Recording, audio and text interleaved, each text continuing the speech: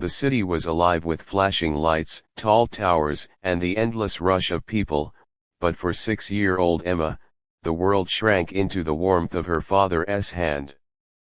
They had just come out of a fancy restaurant where the single dad, Daniel, one of the city's most powerful CEOs, had taken her after a long week of work.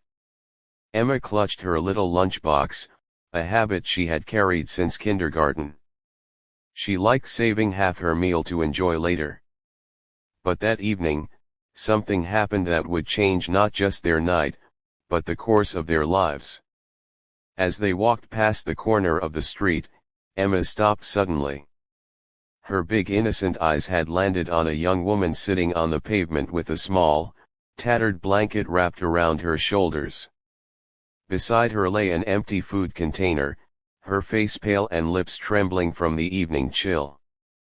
People walked by without looking, as if she didn't exist.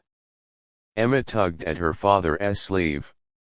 "Daddy," she whispered softly, her voice breaking his thoughts, "she looks hungry. Can I share my food with her?" Daniel froze. He wasn't used to moments like this. His world was filled with board meetings, billion-dollar contracts, and people who only pretended to care. But now, his daughter's innocent voice pierced through that hardened shell. He glanced at the girl on the street, then back at his daughter. For a man who had everything, he realized he had never truly looked at the people he passed every day. "Are you sure, sweetheart?" he asked gently. Emma nodded eagerly, her small hands already opening her lunchbox. Without waiting for permission, she walked up to the stranger and knelt down. "Here, it's my favorite," she said shyly, offering her food. The young woman looked up, her eyes filling with tears. She hesitated, as if she wasn't worthy of the child's kindness. But then, hunger and gratitude overcame her pride, and she accepted it with shaking hands. Thank you so much," the woman whispered, her voice weak but sincere.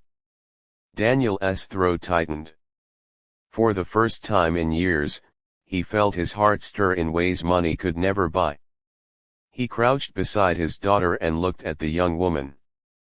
She couldn't have been older than 23, and though she tried to hide it, her dignity was still intact despite her situation. That night, instead of walking away, Daniel asked her name. "Sophie," she said quietly. He asked where she lived, but her silence was answer enough. She had nowhere. A storm of emotions raged inside him.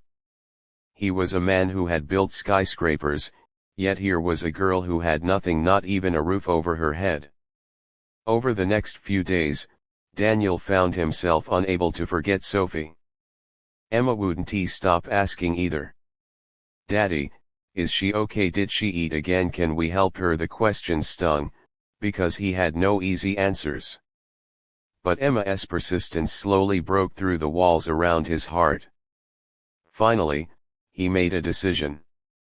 Daniel tracked Sophie down again. She was still in the same place, weaker than before.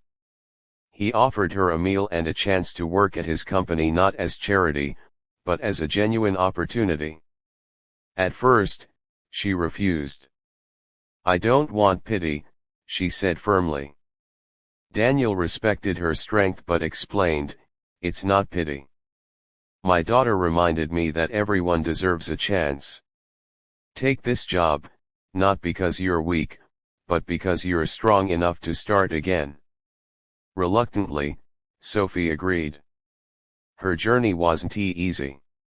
The first weeks were full of struggle catching up on skills, adjusting to the corporate world, and facing whispers from others who didn't believe she belonged. There were nights she cried alone, wanting to give up. But every time she saw Emma's bright smile, she found the courage to keep going. Emma would often run into her office with little drawings saying, "You can do it, Sophie." And those words carried her through the hardest days. Daniel, meanwhile, faced his own challenges. Some board members questioned his decision, accusing him of mixing personal feelings with business. But Daniel stood firm. Success isn't just measured by profit. It's measured by the lives we lived along the way, he declared in a meeting, silencing his critics. Months passed, and Sophie transformed. From a fragile young woman on the streets, she grew into a confident professional, proving herself with hard work and talent. She became a valuable part of the company, and more importantly, she became part of Daniel and Emma's lives. One evening, after work, Emma once again tugged at her father's sleeve. This time, she whispered something that made Daniel's heart skip a beat. "Daddy, can Sophie be part of our family? She already feels like mommy." Tears welled in Daniel's eyes. He looked at Sophie, who stood there stunned, her hands covering her mouth.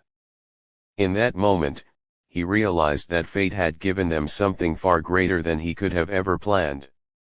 The story of a little girl's compassion had brought three broken lives together, one searching for purpose, one for love, and one simply hoping for a chance.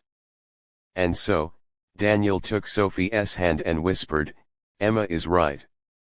You've already become part of us. Let us not fight what's meant to be." By the end of that year, Sophie was no longer the girl on the streets. She was family. Emma's small act of kindness had not only fed a hungry stranger but had changed all their lives forever. The message was simple but powerful: sometimes, the smallest hands show us the biggest truths. And sometimes, it only takes one act of compassion to turn strangers into family.